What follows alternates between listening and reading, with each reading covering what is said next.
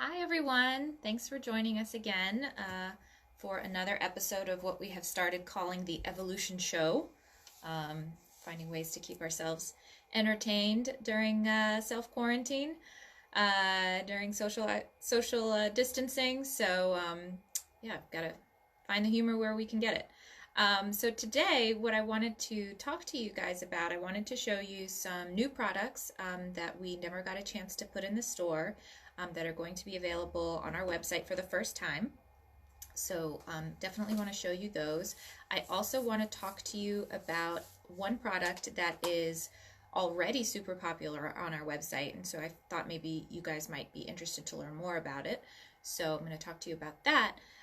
But first, I wanted to talk a little bit about what we consider our evolution style. So we carry, as many of you know, if you've been to the store, if you've been on our website, you can see we carry a very wide selection of products. And yet we receive submissions all the time, and we also go around and try and find new things. And sometimes some of those things don't end up on the shelves. And so I wanted to talk to you guys a little bit today about what we choose not to put out for sale, the things that sort of don't make the cut, and what our thinking is behind that, and how we've sort of refined our style and our taste over the 27 years that we've been in business. And that's always changing, obviously, but I wanted to show you guys a few examples of things that didn't make the cut. So I thought that might be interesting to talk about as well. So one of the things that we got and we decided not to put in the store is this selenite votive candle holder. So as you can see, it has a little electronic candle inside. You see sort of votive candle holders around all the time. They're a nice decorative item. People love them. There's nothing wrong with sort of that idea, but and this one is made of selenite, which is a mineral that we do have in the store in other sort of forms. We have selenite windows, which is sure we could show one. So we have selenite windows, which is I'll show you in a minute, a polished sheet of selenite, which is very beautiful and unusual and very translucent, very cool. This is a chunk of selenite, which obviously you can see it has some translucence because you can see through with the candle. It's part of my personal collection. Yeah, so. This is part of our personal collection, one of the larger pieces that we have. So this is a selenite window. You can see how clear it is. You can literally see through it, which is why it's called a window. And so you can see, first of all, there's a sort of quality difference between the two. It is translucent still, but it's not quite as translucent as this piece. And this is something that we do sell in the store, which is very sort of cool in its own right and unusual. And so this being a sort of candle holder, it makes it a little bit more sort of mundane, a little bit more less unusual. And also, just the way that it's been polished and cut really emphasizes the fact that it's sort of a man-made thing. Obviously, it's a real mineral, so the real mineral is not man-made, but the product itself, the end product, is really very worked. And so whenever possible, we try and stay more towards natural-looking shapes and stuff like that. And the overall look of this ends up being a little more modern than what we usually go for in the store. So even though it's a mineral, even though it's a home decor item, just like anything else we sell in the store, we decided to pass on this for those reasons, because the translucency isn't quite what we would like it to be. The fact that it's a candle holder makes it a little bit more sort of, common household item. It's not quite as unusual, and the overall look of it ends up being kind of very modern. So that was one reason we decided to pass on that. So I wanted to share that with you. That having been said, if any of you want it, it's available. I'd be happy to send it out. No, that one is mine. You can get another one. I get lucky because when we rejected something, he ends up in my room. Yeah, so. Mike tends to have different tastes than me and my dad do. So oftentimes the things that we veto, he ends up liking, and vice versa. So we end up with a few pieces in our personal collection that are not quite in keeping with the store. And the second item I wanted to show you today that we decided not to carry in the store is this replica diving helmet. So it's kind of like, we were first attracted to it when we saw pictures of it, when we researched it. We saw it in a catalog. It looked kind of cool. It's kind of vintage looking. It's got like a steampunk aspect to it. We thought it had potential. When we got it, it didn't feel quite as authentic as we usually like to have. We do have some replica vintage scientific instruments and stuff like that in the store, and they're not, you know, hundreds of years old. They're modern replicas. They're reproductions. So we're open to that idea. But what sort of distinguishes those items, we feel, is that first of all, they're functional. So if it's like a vintage style telescope, it actually telescopes. It functions. If it's a magnifying glass, it magnifies. If it's a compass, it points north. It actually serves its original function. This obviously is small. It's not life size. So as you can see, sort of compared to size of my head, obviously this is not a true to life reproduction. It doesn't have sort of like, does this even open? Yeah, it doesn't have any functionality. I thought maybe this opened. It doesn't. It doesn't have any knobs or twisty things. It's made out of a very light material. It's not really made out of metal. And it's also a night light. So I'm turning it off and on so you can see.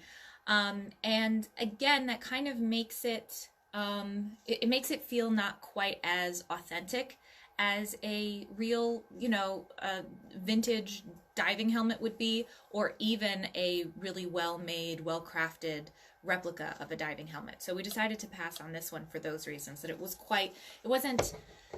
didn't really have that authentic feel. It really feels more like a prop, and that's not something that we want to be getting into. We want to have things that feel in your home that feel really authentic. So we decided to pass on this one too. And finally, I don't know how this will show on camera too much. It's a 3D lenticular postcard. I think you can see a little bit of how this works. I'm sure you guys have seen these kinds of things before.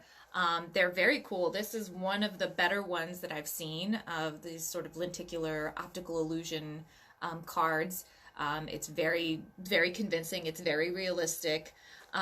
So it's definitely not a quality issue. This is, if you're looking for a 3D lenticular postcard, I highly recommend it. And we decided not to carry it in the store. First of all, it looks obviously pretty modern, and so we try and stay away from that in the store, but not always. We do have some exceptions. And the main reason why I decided not to put this in the store is because it kind of looks a little bit more like what you would find in like a museum gift shop. It's very souvenir-y.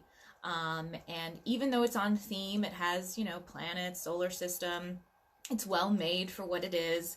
It's affordable, you know, it would appeal to a lot of people. It has a sort of gift shoppy feel to it. It feels like a souvenir. It doesn't really feel like a collectible. And that's kind of what we're going for. So when we are looking for products, it has to not just be on theme. All of these objects that I've shown you are on theme: minerals, you know, sort of vintage scientific pieces, and you know, planets, the solar system. All of those things are on theme for us, but they don't really match our style. And so that was what I wanted to talk to you guys about today, was the evolution style and how we have sort of crafted that over our 27 years and the things that do and don't make the cut. So I wanted to talk to you a little bit about that today before I go into the new products that we have. And also before I go into that, I wanted to let everyone know that all the new products that we are featuring today are going to also be on our website, and they're going to have free shipping in the US using USPS mail for the next week. So if any of these appeal to you and you would like to order them through our website anytime within the next week, the shipping will be waived. So consider that as well. All right, so the first item I wanted to show you today, actually two things, but I'll start with this one. This is a framed flying lizard. I'll show it over here so you can see sort of the scale of it. It's quite large. Most of it is tail, but a lot of it is body. And I'll show this to you up close. It's very cool. It's very unusual. We don't often see these. This is a relatively new thing for us. I think we had a few last year and they all sold out, so we decided to buy a lot more this year when we saw them again. So I have them in yellow, and I also have them in red. So check that out.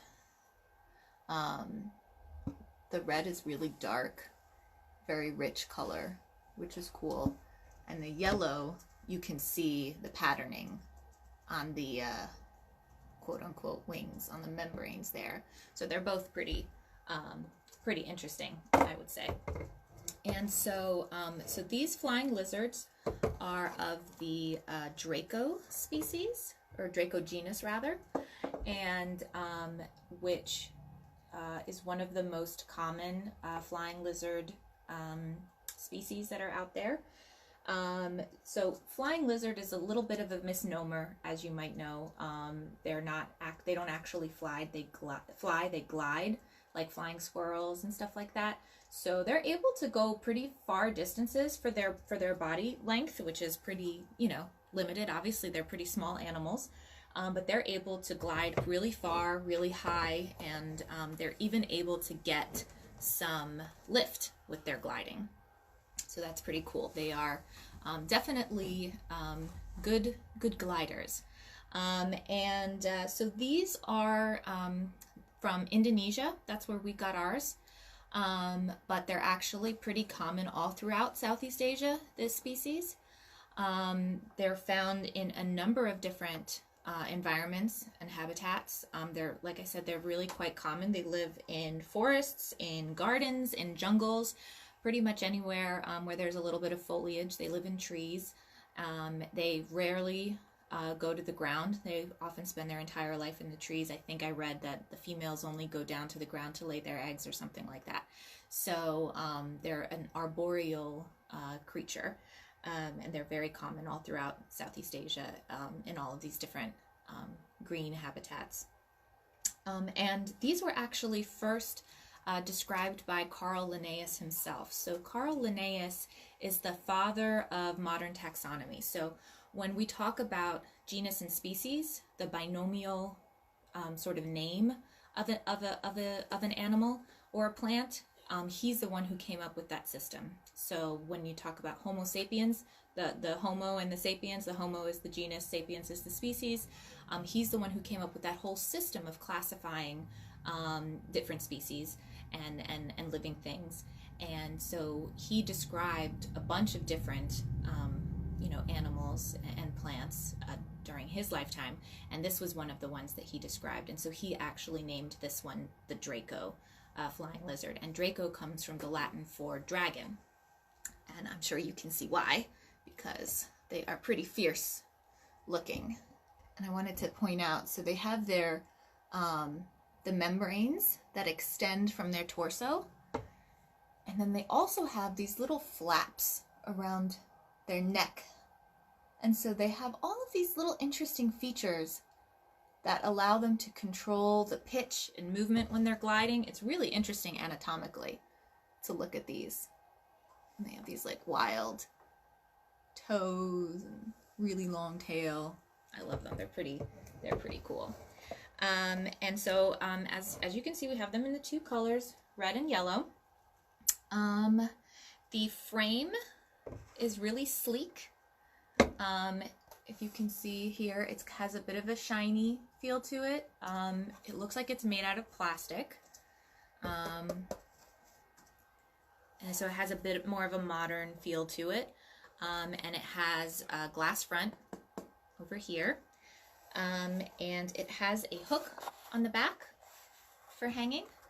So you can hang this on the wall, or you can put it on a shelf. But most people probably hang these on the wall with the little nail hook there.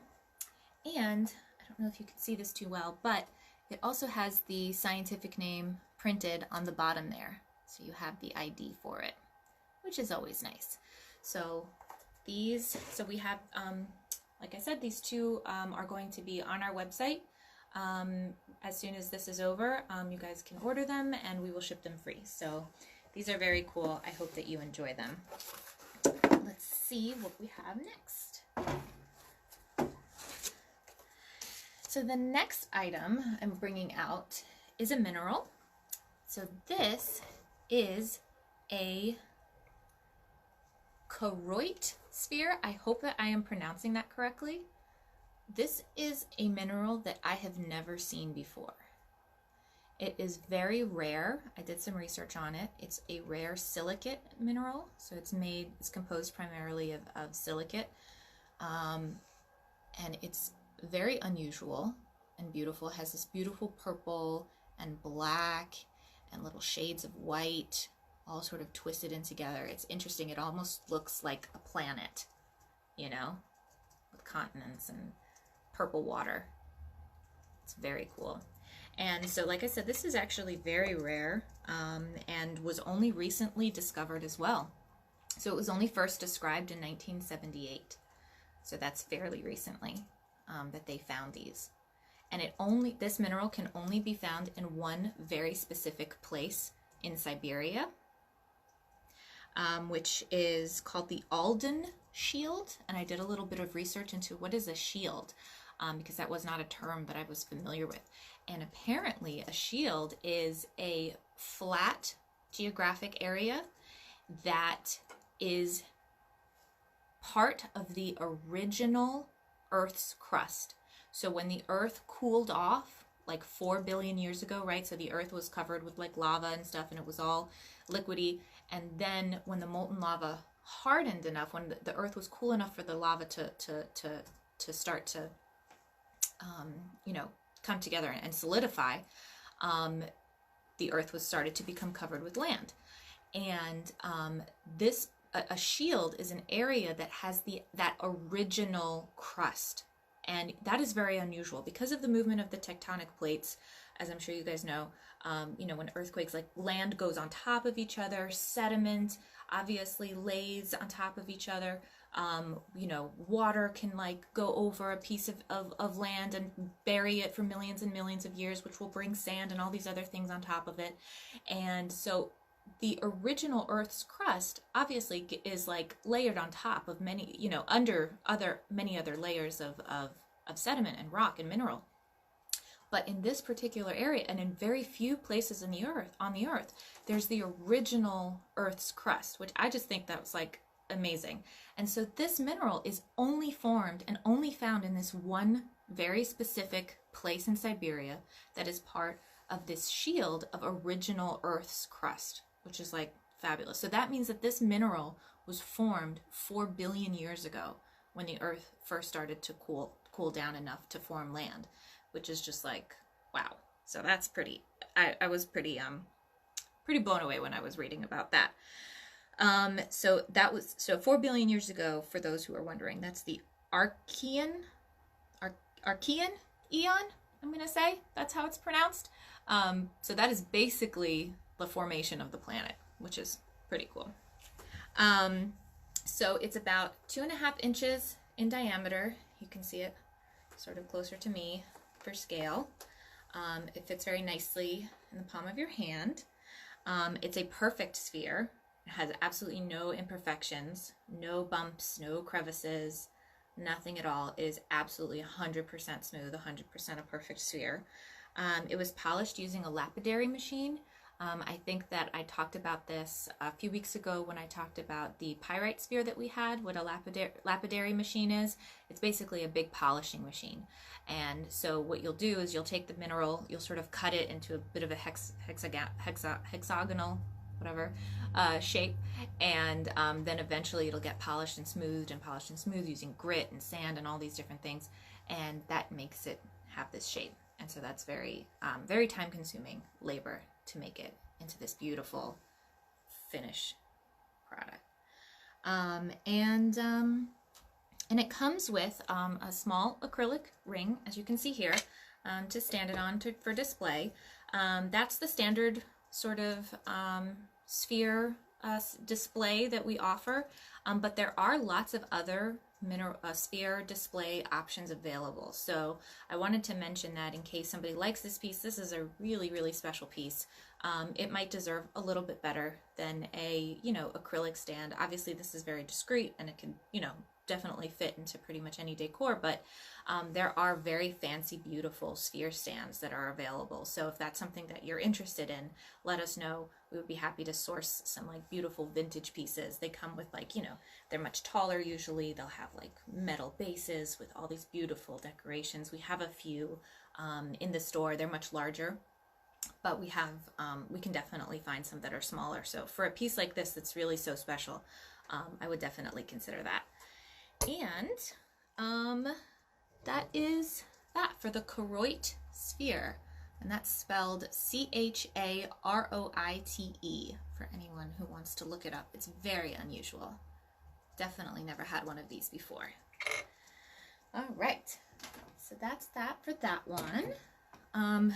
The third final new product I want to talk about today is a Megalodon shark tooth. All right, so let me get this baby here. Now that is a beautiful shark tooth. You can see it is very large. It's pretty much the size of my hand, almost. It's about 5 inches long from the root to the tip. So this is how Megalodon shark teeth are measured usually, along this axis. And so this one's about 5 inches long, and it's pretty much, the size of my hand. So it's really impressive. So the species of what Megalodon is, I'm sure some of you might have heard of Megalodons before. They're basically an extinct species of shark. The scientific name is Carcharicles megalodon. And they must have changed that recently because I just looked it up today. I always thought it was Carcharodon megalodon, but apparently now it's Carcharicles megalodon. And I think I was reading, and they have recently discovered that they sort of changed the name because they think that it branched off of the sort of Carcharodon,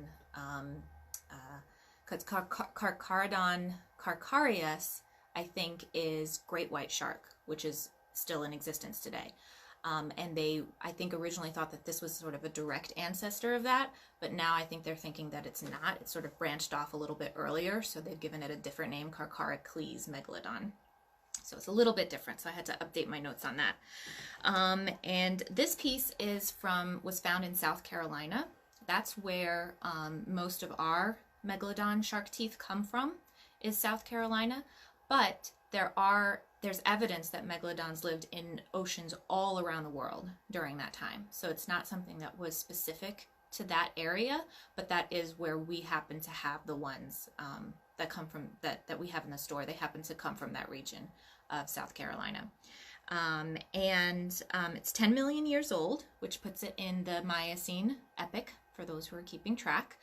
And it's believed that the Megalodons went extinct about 3 million years ago when the waters started cooling down. It was a fish that really preferred warmer waters, and the earth was obviously sort of a lot hotter at different points in time, and the water started to cool down because the earth started to go into an ice age about 3 million years ago, and so they believe that that's why the Megalodons went extinct.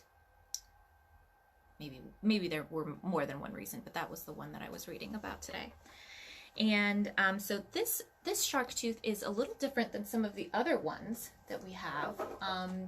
This is obviously a smaller one, but I just wanted to show you the difference between the textures.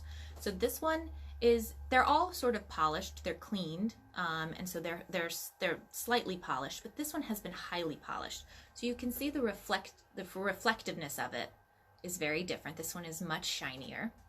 And then when you polish them, not only do they feel so much smoother to the touch, this feels like glass. It feels incredibly smooth. This feels rougher. You can feel sort of all these different cracks and crevices. You can feel that.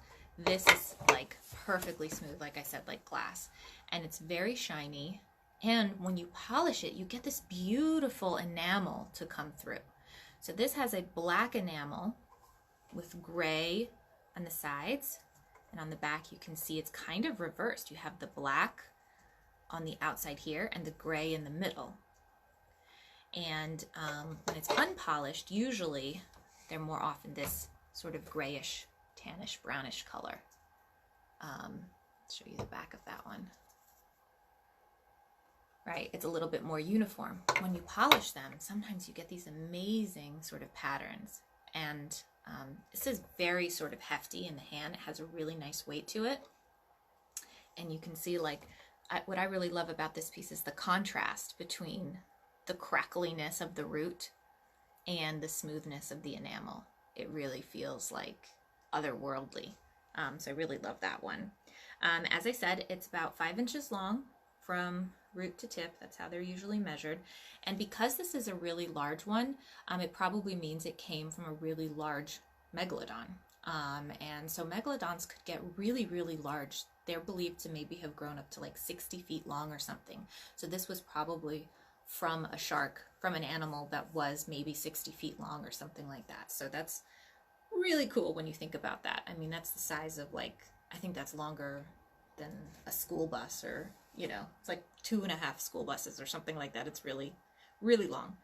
And so we also always, like with the other piece, we always think about how to display things. So it's coming, it would come to you with this acrylic display, so you can have it up this way.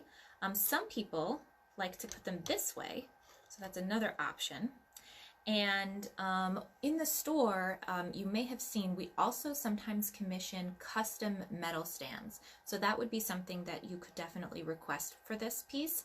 It's an additional cost, but we send it out to a master welder, and they make these beautiful metal stands that can either have it sort of cradled this way, or a lot of the times we see it cradled this way, which is a really nice way of looking at it as well. And those can be a little bit pricey, but for a piece as special as this, it's really worth it. Do we have a question or a comment? Kevin Green said that 1 inch of tooth is about 10 feet of shark. Oh, that is fascinating, Kevin. Thank you so much for letting us know that. That is very cool. So that means that maybe this shark was about 50 feet long. So that is really, really fascinating. I will definitely keep note of that. That is a some of the bigger teeth that we have ends at about 6 inches. Yeah. Maybe 6 change at most. Yeah. Right? Yeah, this is on the higher end, but yeah, that's pretty much. That's interesting. They don't get very much bigger than that, probably because the sharks didn't get very much bigger than that. But that's fascinating, Kevin. Thank you so much. You guys teach us stuff. That's pretty cool. Yeah, so that's the shark tooth. The Megalodon guy shark that tooth. fishes for those, right? Mm-hmm. He actually does it in the dark. Yeah, so right? I think that the story is that they collect the waters in which these are collected in South Carolina are extremely muddy. And they're so muddy, in fact, that there's no visibility. So when they dive for them, they just have to feel the bottom of the river to see if they find them. They just have to sort of feel them out with their hands. They can't physically see them when they're looking for them. And these are not sort of friendly waters. They're like alligator infested and stuff like that. Yeah, They're like, it's a very dangerous activity going megalodon shark tooth hunting. Yeah, thanks for finding them for yeah, us. so that makes them even more precious. Yeah, I don't want to get them myself. I would rather have somebody else go get them for me. So that is that. And so the last item I wanted to talk to you guys about today is one of the most popular things on our website, which is the Correlated History of Earth poster. So a lot of you guys are really in love with that. So I wanted to talk to you a little bit about that. It's going to require a bit of a camera change, so bear with me for 1 second. Okay, so I'm going to switch the camera view. Here we go. There we go. So this is the Correlated History of Earth poster. You can see it on the top here. Please forgive the sort of like very quick Scotch tape job that we did. This is not where we usually keep our poster, but this was most convenient for filming today. So this, when you first kind of approach this, for me at least, it's a little overwhelming. It feels like, oh my God, there's so much information. Where do I even begin? But that's also what's kind of so cool about it. It like breaks down so much complex information about the history of the planet in a visual way. And I think that's what customers really respond to, because you look at it, you first off, if you're like me, you're like overwhelmed. But then you start to look at it, you start to sort of understand what all of the keys and all of the symbols mean, and then you realize what it is that you're looking at, and you realize that you've just gotten like an entire, master's degree in geology in like 5 minutes. So it's pretty impressive. And so as you can see, it's fully colored. It's an educational wall chart. So we call it a poster, but it's probably better called a wall chart. And it shows about 4.5 billion years of Earth's history, which is about the age of the Earth. So it goes all the way back to the beginning, all the way to today. So you can see down here, this is where it starts, 4.5 billion years ago, and then it goes all the way up to present day. And in that timeline, it breaks down so many different things. So I'm just going to start on the left side of the chart here. I don't have time to go through absolutely everything, but just on this one column, you can see so much different information. So if you start down here, these are the plate tectonics, right? So I'm sure many of you have heard of like Pangea, right? That was like sort of the original first glob of land that existed on the Earth, and then it starts to sort of break up and the continents start to move, and it shows you where the things are, now. So like, for example, that's South America, and that's Africa, and they used to be next to each other. And then as you sort of move in time, you can see now there's an ice sheet forming, right? As the planet is cooling down and cooling down more. And that's North America, right? So South America and Africa are still next to each other. They've sort of switched places. And then, so that's Pangea. That's what they call the supercontinent. Okay, so I guess I skipped a little bit. See, I need to study this a little bit more. Then after that, you start to get into a place that looks a little bit more recognizable, right? We start to see the continents in the shapes that we're a little bit more familiar with them. And then they continue to sort of float away. That looks very similar, even more similar. And then finally, that's the current age that we're at. And so just in that one column of plate tectonics, you can see how it is that they're explaining. And this all corresponds with sort of the time scale that we're going through. It's really, really, really well done. You can also see just in this column, you can see when these mountains start to appear, these mountain ranges. So for example, the early Appalachian mountain range started to emerge 480 to 460 million years ago. So isn't that interesting? So all of these different mountain ranges start to become, start to shoot out of the earth. And I just thought that was so interesting. And then it also shows you volcanic eruptions. So this volcanic eruption was in a place called the Siberian Traps 251 million years ago, right? That was a big one. And then there's like smaller ones. And this is when the dinosaurs lived, right? During the Jurassic and the Cretaceous. And you can see every couple million years, there's a significant volcanic explosion, right? So it's a very volcanically active time.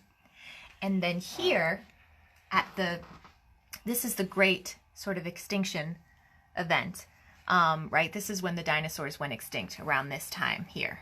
And you can see not only was there a very big volcanic eruption, but probably that was caused by, if you go over here, this is impact craters, an event.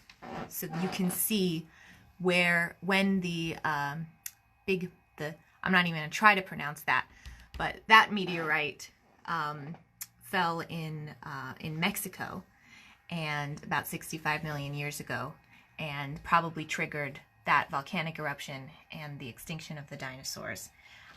So that's just so cool. You can see how it's all sort of laid out time-wise, how you can see all of these different sort of aspects. And it's just so cool. It's just hours and hours of endless entertainment. So I really like it. I wanted to show you that. So it is laminated. So you can see that's very heavy duty, very durable. You will have this for years and years if you get this. It's about 3 feet tall, which I think is the perfect height because you can really read. Nothing is too small. You can really see everything very well. And it's just like, it really draws your eye. And as a little bonus, it's printed in the USA, which is always nice. And it was designed by the Worldwide Museum of Natural History, which I looked up, which is an online museum of natural history. So you could check that out.